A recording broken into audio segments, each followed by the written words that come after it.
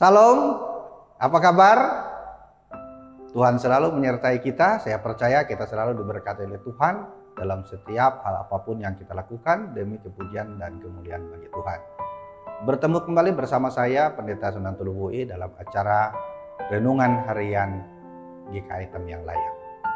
Bapak Ibu Saudara-saudara yang terkasih dalam Tuhan, kita akan bersama-sama merenungkan kebenaran firman Tuhan yang saya ambil dari Yohanes pasal 6 ayat 1 sampai 15. Dengan perikop di sana adalah Yesus memberi makan 5.000 orang. Bapak Ibu Saudara-saudara yang dikasih Tuhan, saya tidak akan membacakan nas ini untuk kita semua. Namun saya yakin kita sudah tahu kisah ini, karena dari sejak kita sekolah minggu kita sudah tahu dan barangkali sudah mengerti kisah tentang Tuhan Yesus memberi makan 5.000 orang. Namun saya akan membawakan bagi kita semua dalam perspektif yang berbeda bagi kita semua. Mudah-mudahan ini bisa mendorong kita sekalian untuk lebih mengerti apa yang Tuhan kehendaki dengan firman Tuhan bagi kita semua. Bapak Ibu Saudara-saudara yang terkasih dalam Tuhan kita Yesus Kristus, saya mengambil tema untuk kita pada hari ini, yaitu mari bersyukur dan berbagi bagi sesama. Bapak Ibu Saudara-saudara yang terkasih dalam Tuhan Yesus Kristus, apa yang Bapak Ibu Saudara-saudara sekalian pikirkan tentang Tuhan Yesus memberi makan 5.000 orang ini?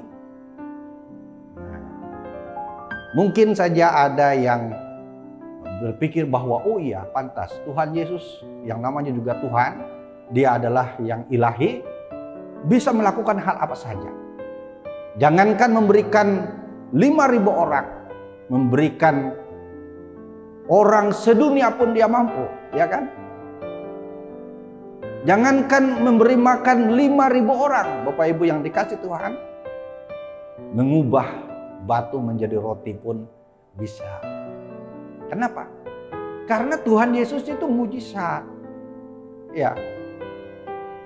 Karena Tuhan Yesus itu bisa melakukan mujizat apa saja.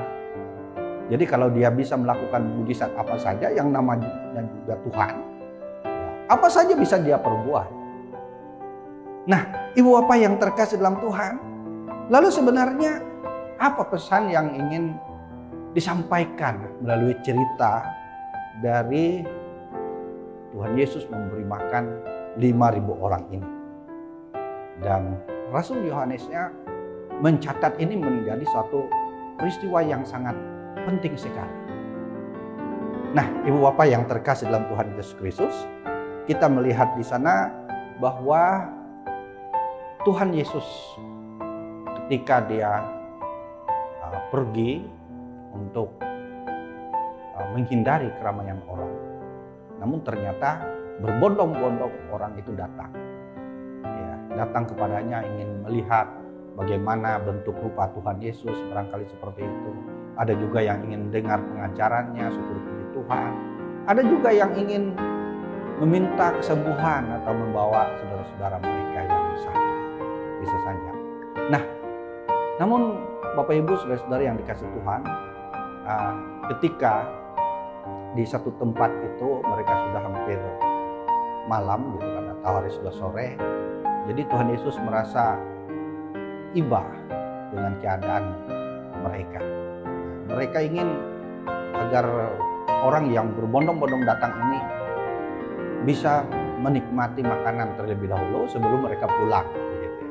Nah, di sini Dia memanggil Filipus. Dia bertanya kepada Filipus, di manakah kita akan membeli roti supaya mereka ini dapat makan? Nah, pertanyaan Tuhan Yesus ini sengaja Dia sampaikan kepada Filipus karena Dia ingin mencobai Filipus. Itu tujuannya. Bapak Ibu Saudara-saudara yang dikasih Tuhan, Filipus menjawab, roti seharga 200 dinar ini tidak akan mampu sekalipun dengan potongan yang kecil-kecil. Tidak mampu diberikan kepada orang banyak itu. Nah, Bapak Ibu Saudara-saudara yang dikasih Tuhan, sebenarnya apa yang dikatakan oleh Filipus ini kepada Tuhan Yesus ini sangat real begitu dalam kenyataannya.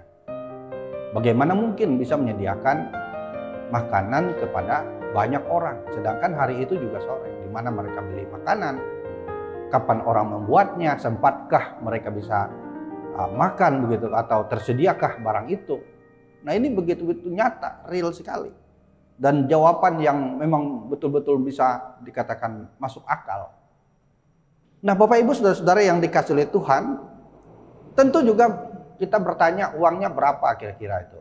200 dinar. Ya, 1 dinar itu sama dengan upah 1 hari bekerja. Nah, katakanlah misalnya kalau di tempat kita paling sedikit lah 100.000.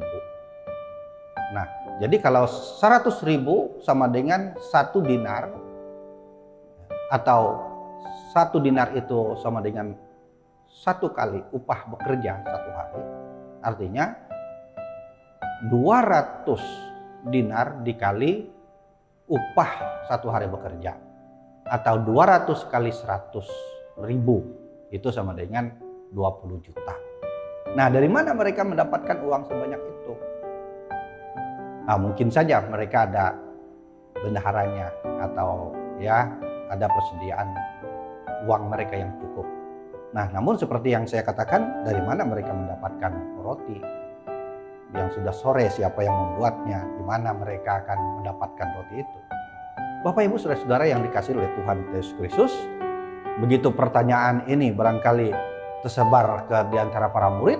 Nah ternyata Andreas membawa 1 anak, yang anak ini memiliki 5 roti dan 2 ikan.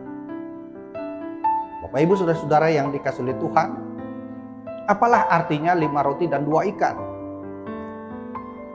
untuk orang yang sebanyak itu? Bapak Ibu Saudara-saudara yang dikasihi Tuhan. Nah, mari kita melihat apa yang dilakukan oleh Tuhan Yesus.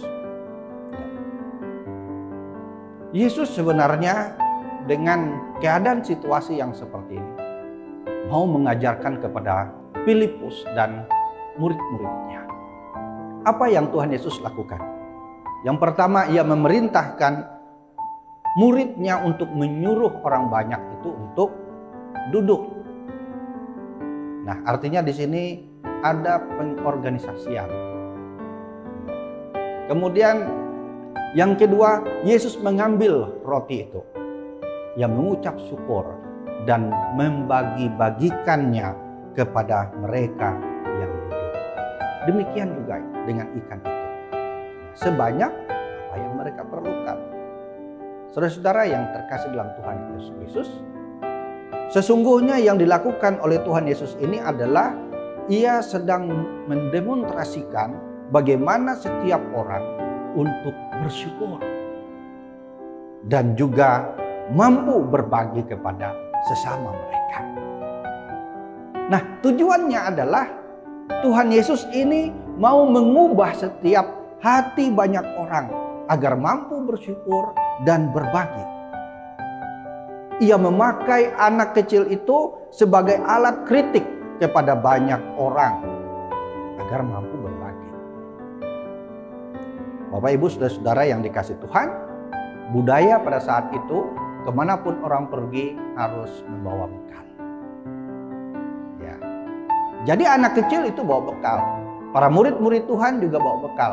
Demikian juga banyak orang juga bawa bekal. Nah, ketika Tuhan Yesus bertanya kepada Filipus agar dia sendiri bisa berbagi, agar dia sendiri bisa menyediakan makanan, sebenarnya ini menjadi satu kritikan bagi kita semua. Agar kita bisa belajar dari seorang anak kecil yang hanya membawa sedikit makanan itu, tapi mampu berbagi. Nah, disinilah Tuhan Yesus mengubah setiap hati. Bahwa ketika Tuhan Yesus mengambil 5 roti dan 2 ikan itu, ia mengucap syukur, ia membagi-bagikan apa yang ia miliki kepada orang lain. Ini adalah sesuatu hal yang sangat baik sebagai satu persembahan bagi kemuliaan Tuhan dengan peduli terhadap sesama. Bapak Ibu Saudara-saudara yang dikasih oleh Tuhan Yesus Kristus, Tuhan Yesus mengajarkan yang pertama adalah kita peka dan peduli terhadap sesama.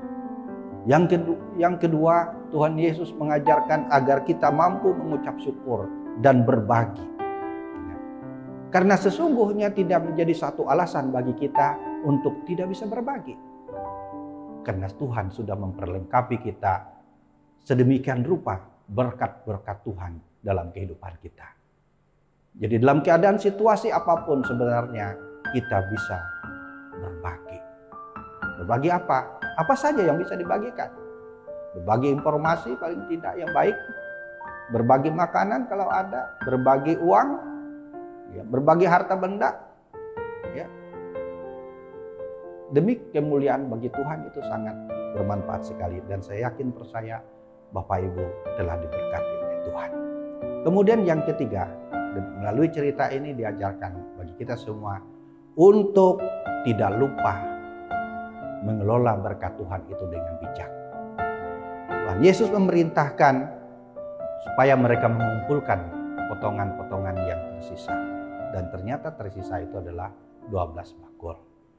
Nah, di sini jangan sampai kita juga menyia-nyiakan berkat Tuhan atau menghambur-hamburkan berkat Tuhan itu. Ingat, kita harus bertanggungjawaban.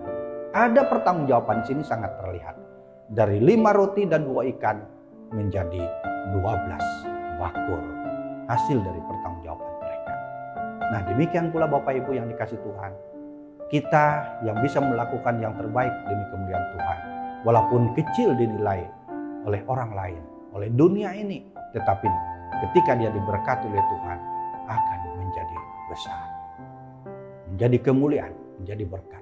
Dan Bapak Ibu sekalian sudah menjadi berkat. Tuhan memberkati kita sekalian. Amin. Mari kita berdoa. Ya Bapa di surga, terima kasih untuk kebenaran firman-Mu yang telah kami renungkan pada hari ini. Engkau telah mengajarkan kami untuk peka, peduli, bersyukur dan berbagi. Dan dapat mengelola semua berkat-Mu dengan penuh tanggung jawab. Kami percaya kami dipakai oleh Tuhan untuk menjadi berkat sesuai dengan rencana-Mu. Kami berdoa bagi seluruh mereka yang mendengar firman Tuhan ini. Diberkati hidupnya dan diubahkan oleh Tuhan.